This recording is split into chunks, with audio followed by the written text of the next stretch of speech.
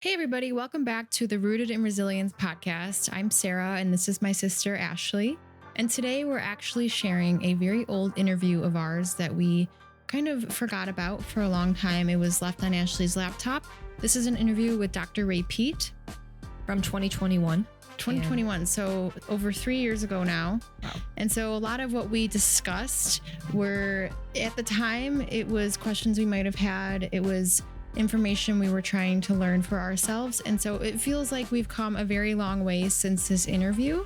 We've learned a lot, we've evolved a lot, we've grown a lot, but so much of that growth is thanks to Dr. Ray Peat. So we definitely wanted to share this interview, even if some of it feels outdated from our standpoint. And it's definitely more of the pro-metabolic basics. So for long-term Peters, you guys probably know this information well, but I don't think it would harm anyone to listen to it coming directly from the mouth of Dr. Ray Peat. And I think something that we're all very grateful for is all of the free information and help and guidance that Dr. Peat provided everyone. Like, who was he? So nice of him to give his time to let these two random girls interview him back in 2021. And like she said, we've both evolved so much since then, and we don't believe we've changed our views on some things, but I think it's all thanks to Dr. Peat and the confidence and beliefs that he helped us instill in ourselves. Because when you understand physiology, when you understand metabolism, and when you move past learned helplessness, you can start to better understand the why. And you can also start to better understand how to make improvements for yourself and not rely on random dogma or diet rules. And I think that this conversation can hopefully shed light on that, because we're going to talk about some of the diet principles that Dr. Peat recommends, but it's never diet rules. I think a lot of the diet rules that many people discuss and poo-poo on, like, oh my gosh, Dr. Ray Peat diet, those were like arbitrarily made up in the Ray Peat forum, which is now the Low Tox forum or something. But so in this interview, we talk about some of his diet principles, such as the calcium to phosphorus ratio, the importance of balancing amino acids, and the importance of dietary carbohydrates. We also discuss his opinions on blood donations, detoxification, and mold exposure, because that was something that we were going through at the time in 2021. We were also only a year and a half out from carnivore, so we were still having some metabolic issues that we were trying to navigate and deal with. And so that was a pressing question at the time. He also discussed the importance of keeping your blood sugar up and not fasting in order to properly detox. And we also discussed his recommendations on safe weight loss. We conclude the interview with two final questions, asking him, one, what is a nutrition unknown of his? And two, Dr. Peat, what is a full day of eating look like for you? So any final words before heading into the interview? No, I'm so grateful. This was our second interview with Dr. Peat. And so, yeah, like Ashley said, we're just grateful for his time. Wish we could do a third interview, but alas, we figured that even, like I said, if this is a little bit outdated, it would be best to still share it with you guys. So we hope you enjoy this interview. Hello. Hi, Dr. Peat. This is Ashley. Hi, How are you doing today? I'm very well. Thank you so much for taking the time. I know you're incredibly busy, so we really appreciate you taking the time to come onto our channel and kind of just talk about some of your nutrition principles that you have proposed over the last couple of years, several years. So how anything new and fun and exciting in your world? Nope. I'm just finishing my July newsletter on the interactions of estrogen with iron and how that accelerates aging. Oh, very cool. I'm curious your opinion on donating blood to reduce stored iron. I think it's a good idea for many people. Yeah, I know it can be super stressful, so we always make sure that we support it with meals before and after to make sure that we replenish. But yeah, I think we have several years of stored iron, especially with amenorrhea. Oh, yeah. I Yeah, besides getting rid of the iron as you start aging, that there are signals like exosomes or extracellular vesicles that carry information that accelerates aging. And if you just get rid of those, you're tending to reverse the aging process. That people experimented on dogs 50 or 60 years ago and found that just removing the liquid part of their blood and putting their red cells back in a saline solution, they reversed things like arthritis and chronic fatigue. Oh, cool. In very, very old animals. So then do you donate blood regularly? Never. Never. Okay, then what do you do to reduce your stored iron then? I shift the main source of proteins in my diet away from iron-rich foods like meat towards milk and cheese. Okay, so you focus more on the low iron animal proteins then? Yeah, very heavy on them. Okay, well, cool. So we kind of wanted to make today's topic kind of about like building resilience to the environmental stressors and toxins that we all face, especially now more than ever. And this is a big piece of your work that we should kind of work with our physiology and do what we can to reduce stressors on our body dietarily and lifestyle wise. So we were wondering if we can kind of walk through and explain and have you explain the why behind some of the Peat nutrition principles. So you actually just brought up one of them, that you focus on consuming a lot of milk and cheese because for one reason it has low iron, but then also it has a good amount of calcium. So can you talk a little bit and explain why people should pay attention to the calcium to phosphorus ratio in their diet? Yeah, and it interacts very closely with iron excess. I ran across that more than 50 years ago. Hans Selye was experimenting with what could cause things like scleroderma, extreme calcium deposit in the tissues. And he found that if he injected iron salts and then, for example, would just pluck a few hairs off the rat's back, that area of its back would turn to a hardened shell, almost like a turtle. So a tiny bit of stress, along with a basic stress of too much iron, caused calcium deposition.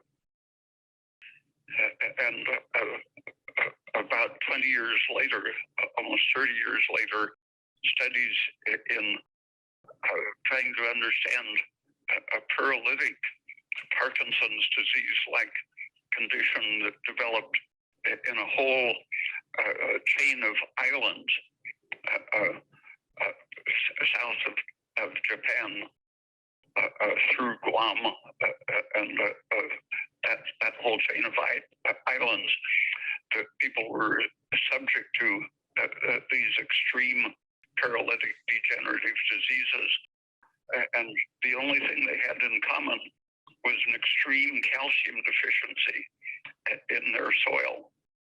And depending on what other minerals, metals were available in those soils, that metal, aluminum, for example, in some of the islands, the paralyzed people had co-deposits of calcium and aluminum in their brains.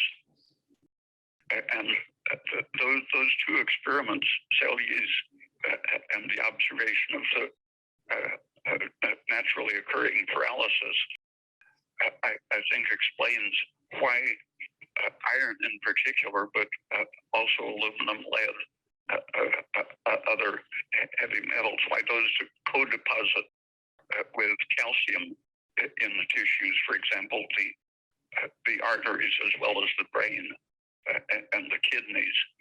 With aging, those are crucial organs that degenerate with calcification.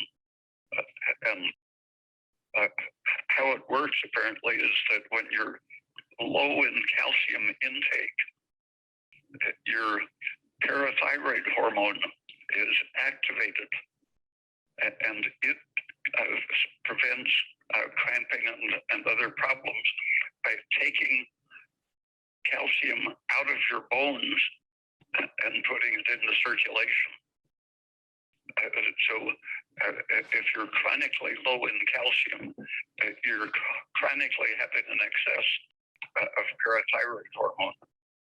And how parathyroid hormone gets calcium to move out of your bones, it is by stopping oxidative energy production and shifting metabolism to glycolytic, producing lactic acid as a way of producing energy. And where carbon dioxide from oxidative metabolism stimulates bone formation, depositing calcium carbonate into bones, the formation of lactic acid in the bones dissolves, takes the calcium out of the bone. But any cell exposed to parathyroid hormone also tends to shift to lactic acid production. And what that does is make your cells internally go alkaline, increasing the negative ions, and that shift that causes the negative ions to bind calcium, iron, aluminum, all of the positively charged heavy metals go into our soft tissues as long as they are under the influence of parathyroid hormone. And the simplest way to turn off your parathyroid hormone is to eat lots of calcium. And I think most doctors are probably confused on that because when you're losing calcium from your bones, the parathyroid hormone increases your blood calcium. So dangerously high blood calcium level resulting from the high parathyroid hormone is most often caused by not getting adequate calcium in your diet. And deficiency of vitamin D does the same thing. So what you're saying is this could possibly show up as a high calcium level on like a hair mineral test or blood test, but really what that's indicating for most people who aren't eating an adequate amount of calcium is that they're actually pulling that calcium from their bones.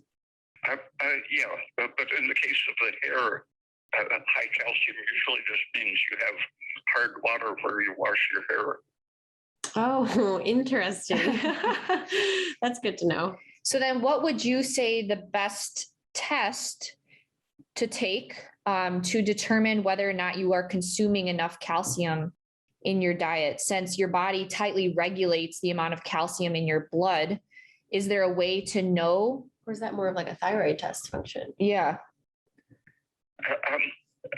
Well, several tests help to see what the big picture is. A vitamin D test, you should be up around the middle of the scale. 50 nanograms per milliliter is a good number. A little higher is okay.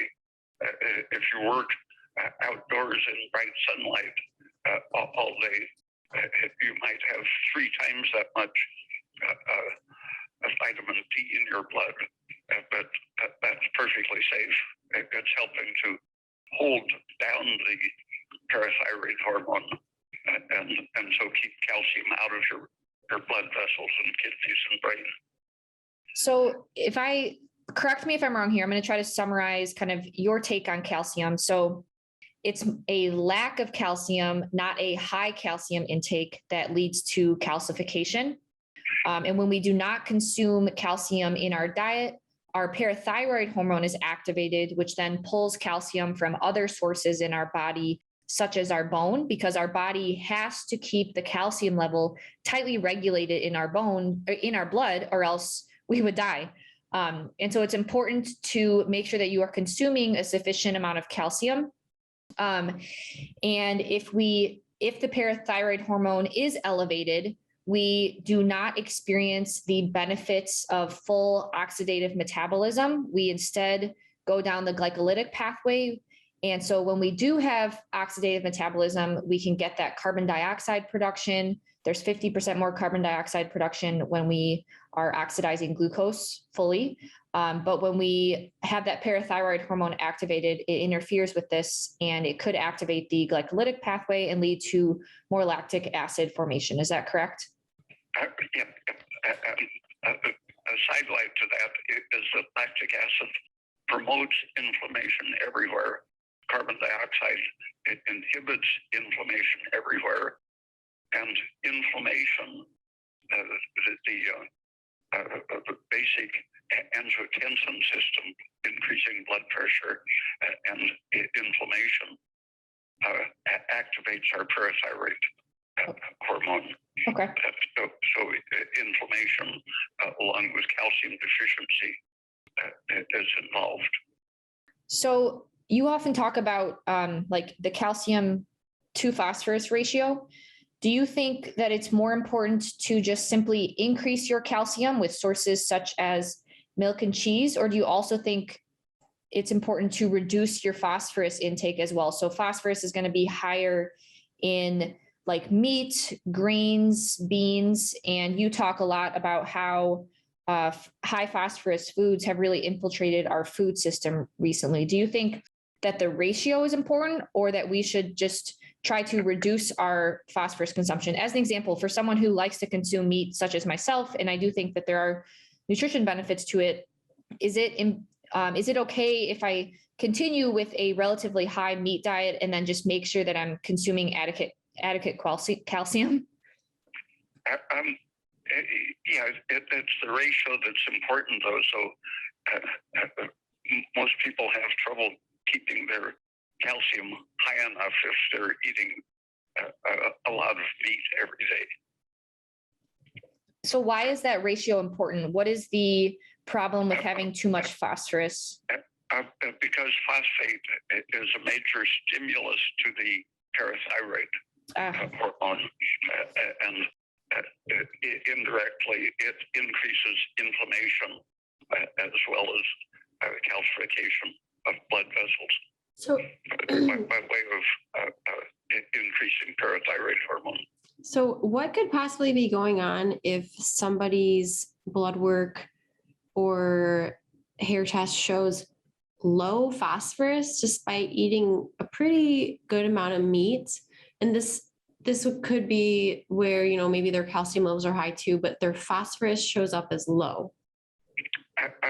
You can't tell very much by a blood test of phosphorus, because it's maintained there by several different hormones, and so it's the amount that is sensed flowing through the system, because one of the functions of the parathyroid hormone is to also get rid of phosphate, helping it leave by way of the kidneys. And so it's really best to look at, if you can't measure the amount in your urine as well as in your diet, then looking at the ratio of calcium to phosphate is helpful. So somebody might be excreting phosphate in their urine, and this could probably indicate they have a lot of parathyroid hormone? Yeah. Okay. So occasionally, if you're in doubt, having a blood test for parathyroid hormone is good, and the normal range is sometimes given all the way from 20 to 90, I think it's picograms per milliliter. But that extreme range, if you're above 40 on that scale, you're probably rapidly calcifying it. But I've seen people getting along with multiple symptoms who were well over 90 on that scale. They're the ones that are really highly at risk. There's a doctor in Brazil who is having success treating autoimmune diseases with gigantic doses of vitamin D. For some reason, he doesn't, as far as I know, doesn't talk about the role of calcium and phosphate, but gets good results just with temporary, very big doses of vitamin D to lower way below the normal range. I think he tries to get their parathyroid hormone down below 11 on that scale, for where 20 is considered the low normal. So I think it's important to also state that in order for the calcium regulation to occur properly, we also need magnesium and vitamin D. And so that's why milk is almost a perfect food, because it contains all of those, calcium, magnesium, and vitamin D. So it really is a great food. But I think a takeaway for someone who's looking to take their nutrition strategy to the next level and implement some of Dr. Ray Peat's nutrition principles, I would say when you have a meal, just try to think about that calcium to phosphorus ratio. And so, for example, when I have like a ground beef like burger, I'll make sure to add cheese on top because that's adding in calcium, and maybe take some eggshell powder with that meal. So just make sure that you're considering that calcium to phosphorus ratio and including dairy products. And if you can't consume dairy right now because of the state of your thyroid or for allergies or anything like that, then eggshell powder is a great way to make sure that you're getting in enough calcium. I believe like around 3/4 or 1 teaspoon a day will get you an additional 1,000 to 1,500 milligrams of calcium. Along those same lines, though, I think another important ratio that you talk about, Dr. Ray Peat, is balancing the inflammatory and non-stressful amino acids. So more like balancing that methionine and glycine ratio. So can you talk a little bit about why that's important? And as an example, like a fillet, tenderloin fillet will have more inflammatory amino acids, such as methionine, but then bone broth will have the more like glycine sources, which will fight against some of those inflammatory amino acids. So can you talk about why balancing those amino acids are important? Yeah, that's one of the virtues of hamburger over a tender steak, is that they usually throw a lot of very, very tough stuff, pieces of tendon and ligament, the ends of muscles and such into the hamburger. And the gelatin happens to be completely free of the pro-inflammatory essential amino acids, cysteine, methionine, and tryptophan. And so for almost 100 years ago, I think people were starting to recognize how important gelatin was as a therapeutic anti-inflammatory food, so that they were selling medical gelatin almost 100 years ago as a dietary treatment. And the tougher the meat is, the more gelatin, and so the less of the pro-inflammatory amino acids you're getting.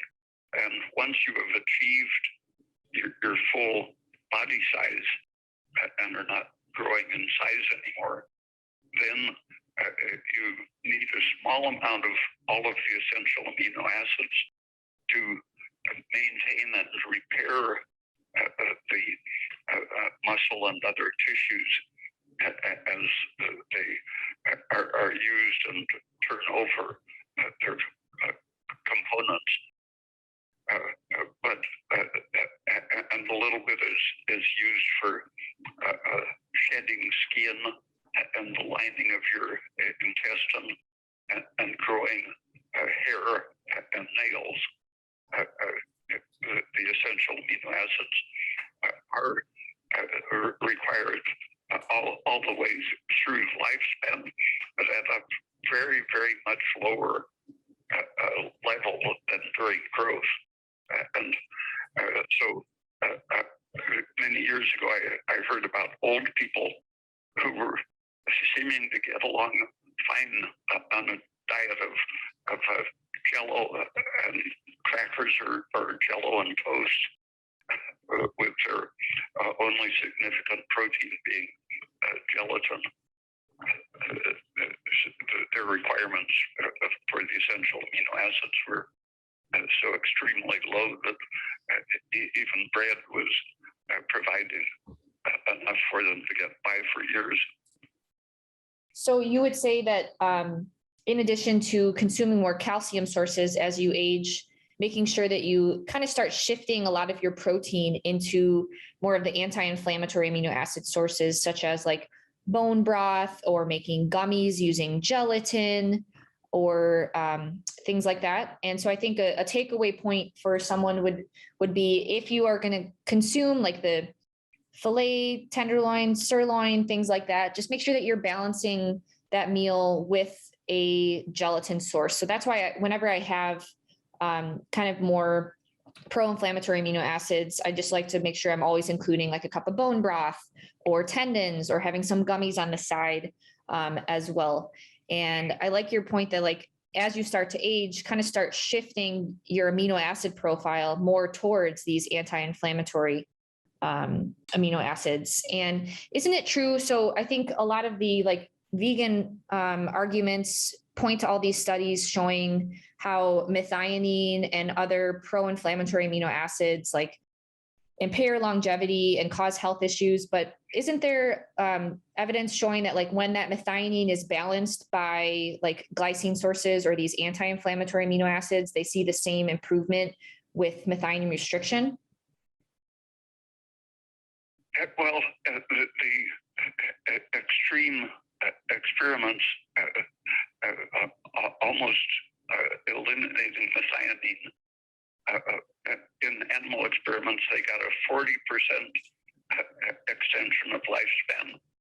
And I don't know of any studies where they eliminated also tryptophan along with cysteine and methionine. But I would expect you to get even a greater extension of lifespan if you knocked out most of the tryptophan too. Okay. So I think we covered like protein sources. And so when one is forming a meal, make sure that you're including a calcium source and then an anti-inflammatory amino acid source. But something you also talk about is kind of like a carb to protein ratio. So making sure that there are enough carbs on your plate, since protein is ultimately more of like a building block and shouldn't necessarily be used for energy. And that's where like carbs and fat come into play. So what is your take on a good carb to protein ratio for someone when they're forming a meal? A little bit of fat, especially saturated fat, helps with not only the flavor and pleasantness of your food, but also the digestibility, slowing, stabilizing the absorption of food, and making possible the absorption of the fat vitamins, A, E, K, and D. So a certain amount of saturated fat is pretty important, but the amount of protein a fairly inactive person as they age decreases. No one has exactly studied that, but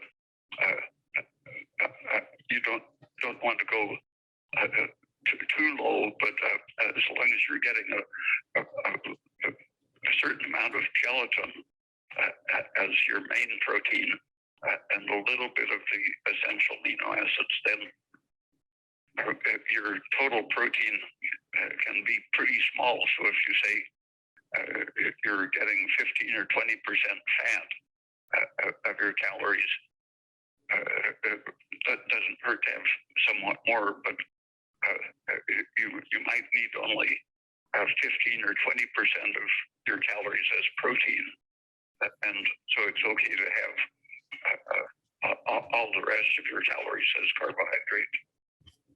So why is that an important nutrition principle? So what do you think would happen if someone is like too high in protein and too low in carb?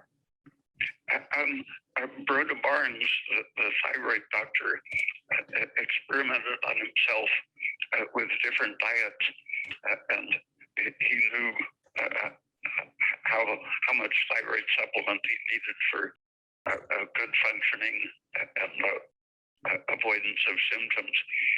And then he went on a high meat diet and found I think it was double the amount of thyroid was needed to maintain good functioning because of that anti-thyroid effect of tryptophan and methionine.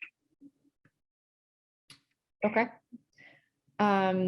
Okay. So it sounds like kind of a perfect meal for repeat would be protein with high calcium and high anti-inflammatory amino acids, and then some carbohydrates, and then some saturated fats. But I do think it's important to distinguish that if someone is younger and is also very active and is working out, they will need a little bit more, not only just more energy and more calories, but they'll also need a little bit more of those essential amino acids. And you need about 100 grams per day of high quality protein if you're active and working in the age range of say 20 to 50. Yeah.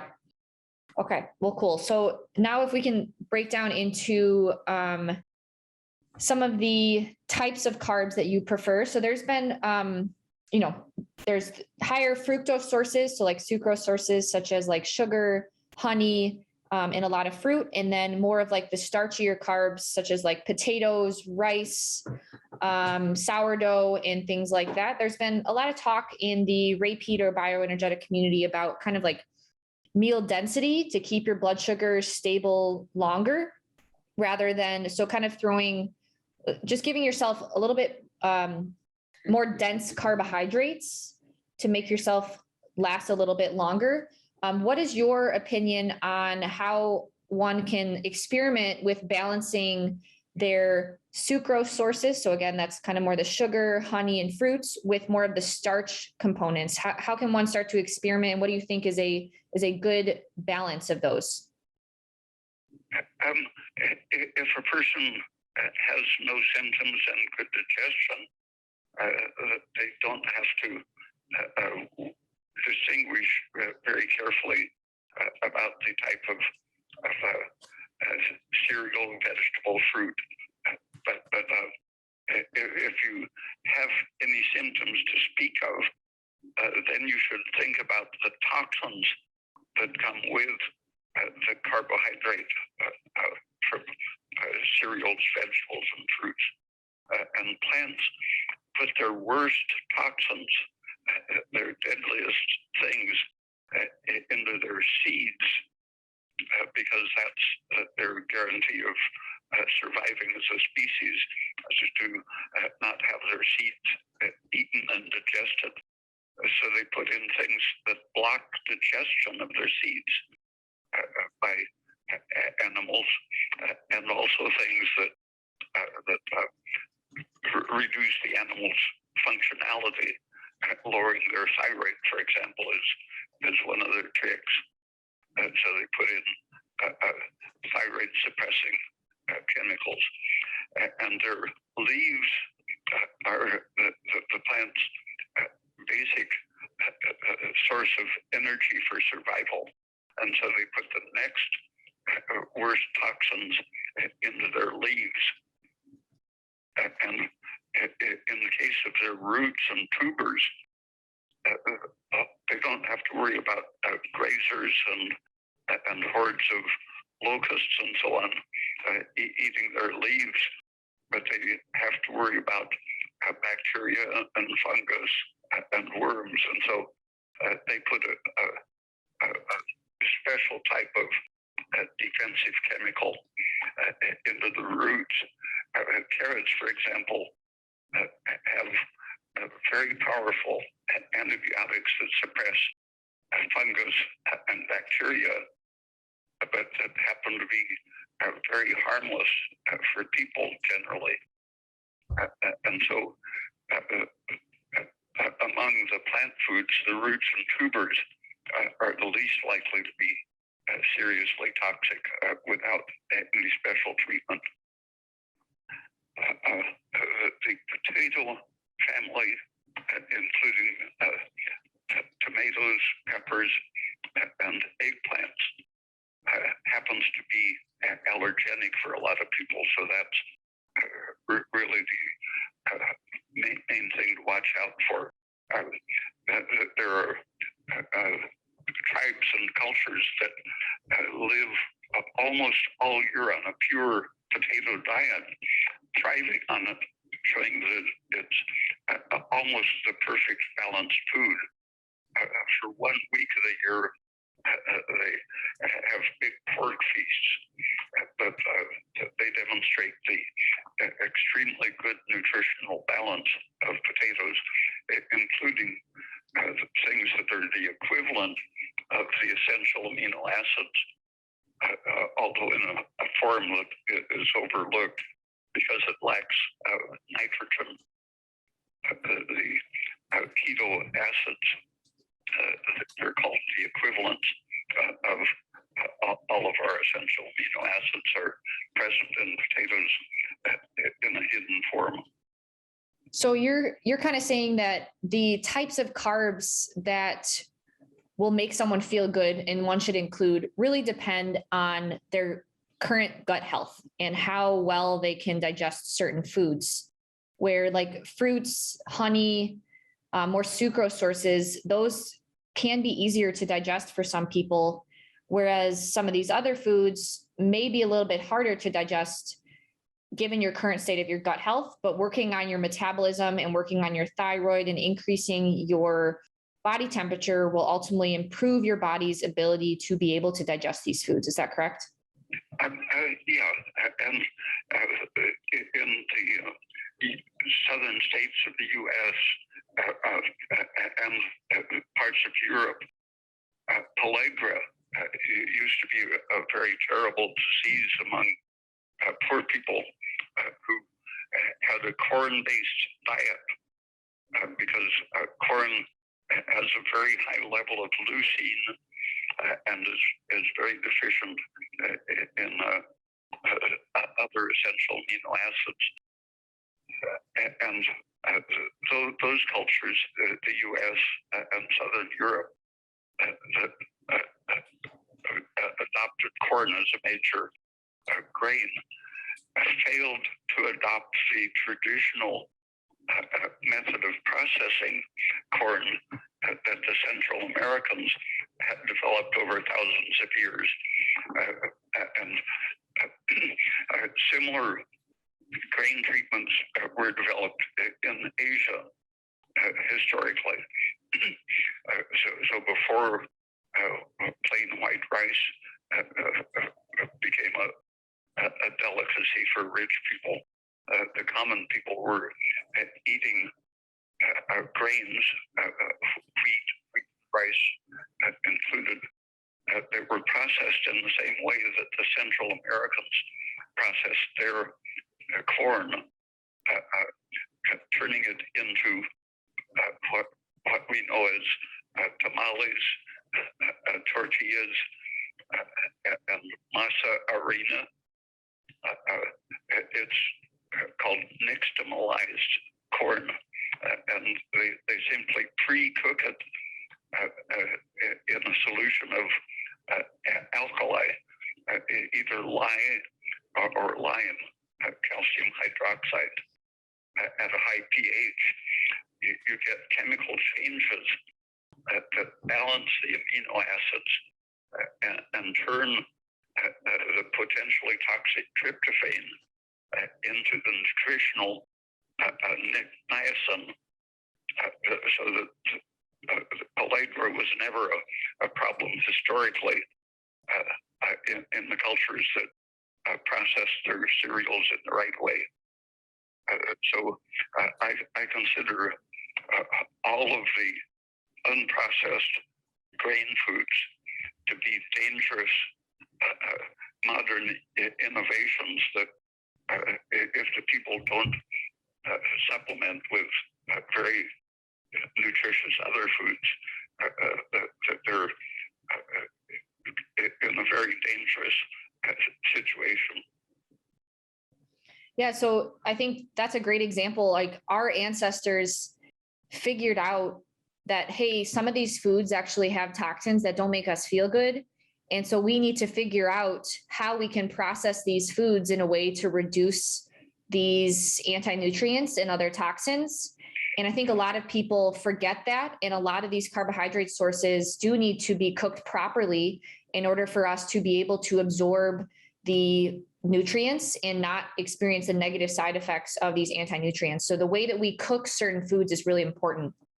The traditional way of making sourdough bread, a lot of the sourdough bread on the market now is false. It's basically flavored to taste like sourdough, but the traditional way soaked the live flour and kept it at more or less room temperature for long enough that the enzymes in the seed were activated, so that even though it was ground up, the enzymes were acting as though the seed was sprouting, turning the storage proteins and carbohydrates, both of them in irritating, basically undigestible forms, turning them into essentially sprout substances, making the growth proteins so that it turns a seed into a vegetable. If you soak the grain or the flour long enough before preparing the bread and baking it. Oh, I think it's really funny you bring that up, because I saw in the store the other day these sourdough loaves that literally just had flavored sourdough. They weren't sourdough. They weren't fermented, nothing. It was just artificial flavoring of sourdough. So you're exactly right. That's really what is promoted. If you're going to make sourdough bread, people, or if you're going to eat sourdough bread, make it yourself. Yeah, which actually brings us to another interesting topic. There's interesting research about what baking sourdough can do for your home environment, kind of putting a good spin on your home microbiome. And so I think we wanted to talk a little bit about the whole topic of, toxins that we're exposed to in the environment. And this could be something from, a parasite infection or Lyme disease, or say you were exposed to mold in your house, which is actually something that we're dealing with right now. We're going through our mold remediation. There's been a lot of questions. How would you approach this? So in terms of dietary adjustments and or, detoxification programs, what's your opinion on the best way to handle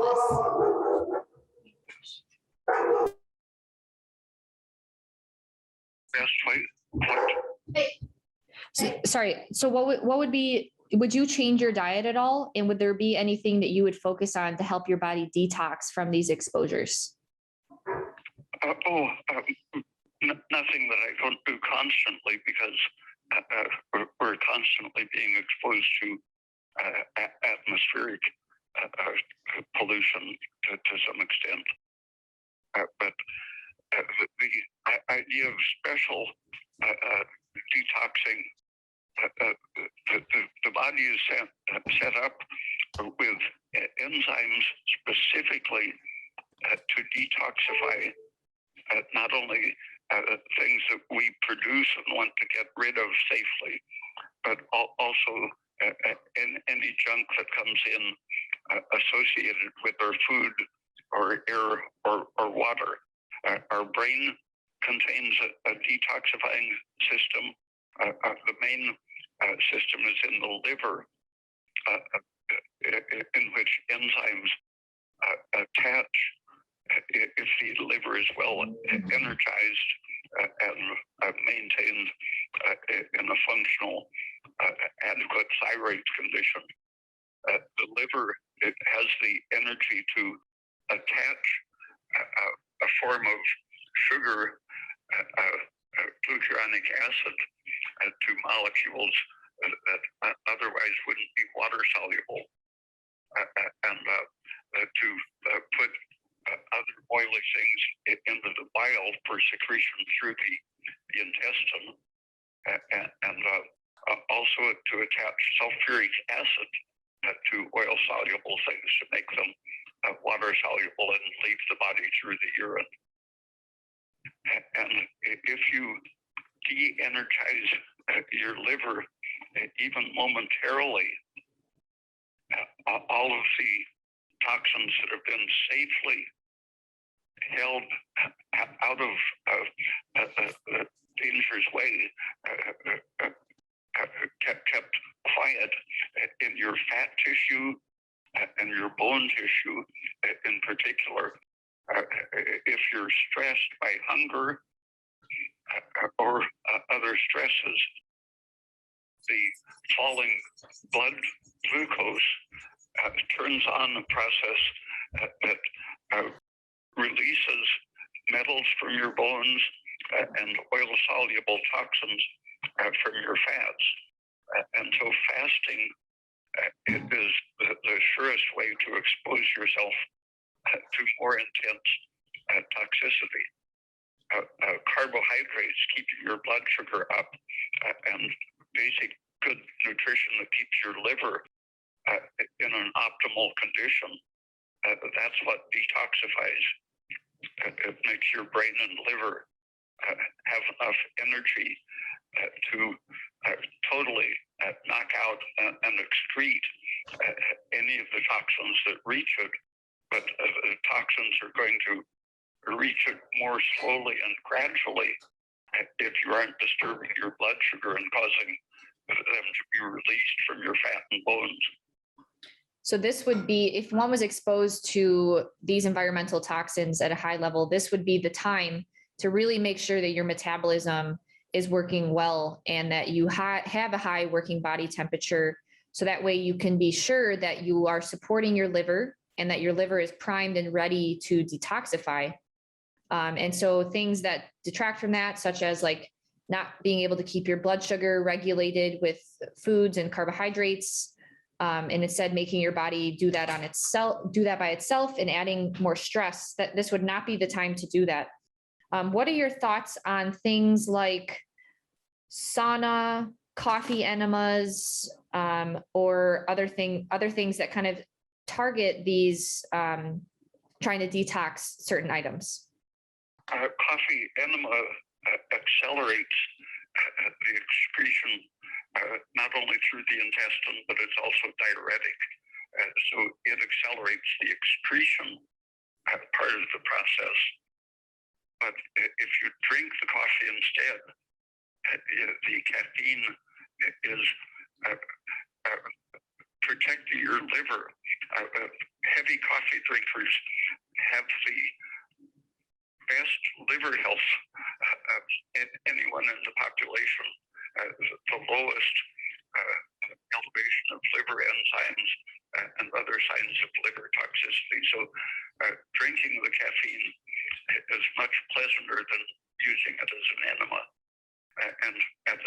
it's also accelerating bowel action and kidney action, so that whatever is released by your bile or glucuronidation into the bloodstream and urine, that those will get out of your body a little faster. So we actually drink coffee, but we also have been doing coffee enemas. So we're doing both. We really feel like that has really helped us make sure that we're excreting the toxins, especially on days where one may be constipated or things like that, to just make sure that they're getting out. What are your thoughts on saunas for example, like heavy metal reduction? There's been some interesting studies out of, I believe, Finland about the benefits of saunas, but whether or not that comes from a wealthier population in Finland that has access and tools to kind of healthier food and other items, I'm not sure, but curious your thoughts on sauna use to help excrete toxins as well. Having a good diet and generally good health keeps your sweat glands active all the time, and then just ordinary daytime work and activity, you should be excreting effectively through your sweat glands as an auxiliary to your kidney functions. The same stuff comes out on your skin when you're sweating efficiently as in the urine. If you sweat all day long, sometimes you can smell the ammonia on your arm or wrist, where the concentrated sweat has broken down, and you can actually smell the things that are also going into your urine. And if a person isn't a healthy sweater, then I think the sauna can have harmful effects by causing you to release toxins from your fat storage simply by stress. And if you aren't a healthy sweater, if you don't sweat adequately because of some hormone imbalance, then your liver is probably not working optimally either. So I think the sauna has a very limited safe use. That's very interesting. So when you're talking about being a healthy sweater, I recall back when I was way more hypothyroid than I am now, not really sweating at all, and really only recognizing that when I started to focus on my detoxing efforts. Now I would say that I definitely sweat a lot. And sometimes it can have a stronger smell, like the ammonia smell that you described. Is that not something to worry about then? That's actually maybe a good sign that toxins are being released? Or is that possibly saying like there's still a high toxin load? No, if you're in good health, that's actually a good sign. It just means you have all of these thousands of little kidney auxiliaries helping your kidneys get rid of the same stuff the kidneys are excreting. Oh, that's really interesting. That's a good thing then. Okay, so urea, for example, you can always find urea in the sweaty person's skin. So it's kind of unavoidable that we are all exposed to these environmental toxins. And for people who are overweight, like you mentioned earlier, our body safely, quote, safely stores these toxins in our fat. But how does one balance being able to lose fat safely while not experiencing a ton of negative benefits of rapidly losing fat and those toxins then being released into the body? What would be your biggest advice? Yeah, it's similar to like the stored PUFAs in your body. What would be your advice for someone who is looking to lose weight, but doesn't want to experience the negative effects of like the toxin release? Keep your carbohydrate intake up and steady with things that are well balanced in terms of minerals and anti-inflammatory things. That's why I recommend orange juice so much, because the high potassium and flavonoid content reduce stress, so it keeps your available supply of sugar up, while also reducing the stresses that could go from having ups and downs of your blood sugar. So basically, eat less to be able to lose weight, but make sure that you're balancing your blood sugar with nutrient dense, high minerals content, adequate amount of carbohydrates. Yeah, and the extreme weight loss diets, there were studies that showed that after a week or 10 days of a very low calorie diet, if it was deficient in minerals in particular, and free, more or less free of amino acids, your weight loss was all from your proteiny tissues practically. But if you kept your mineral intake up with a minimum of protein, then you could lose almost all fat and very little protein. So you want to not go into extremes of fasting and hypoglycemia, because that will destroy your good tissues and leave the fat. But you want to be careful not to remove the fat so fast that you're getting swamped by the poisons. I experienced in a very direct way the effect of fluctuating blood sugar on release of toxins. I've been traveling in Mexico, where a lot of the cheap motels and all of the buses had been sterilized or disinfected with something they called pine sol with insecticide. Oh, wow. And after a couple months of staying in motels and traveling on buses, one night I woke up about midnight and smelling that so-called pine sol with insecticide, and realized when I inhaled, I didn't smell it, but when I exhaled through my nose, I had the very strong smell of the insecticide. And shortly after that, I left, drove out of Mexico, and every time driving along the highway, I could tell when it was mealtime, when it was lunchtime, I would start exhaling the insecticide smell, as well as during the night when my blood sugar went down. Oh, wow. So almost like when your body was starting to stress, you were excreting the toxins that had accumulated. Yeah, and it would be less harmful, I'm sure, if you would give it 3 or 4 months of slow loss of fat, rather than trying to get it out quickly.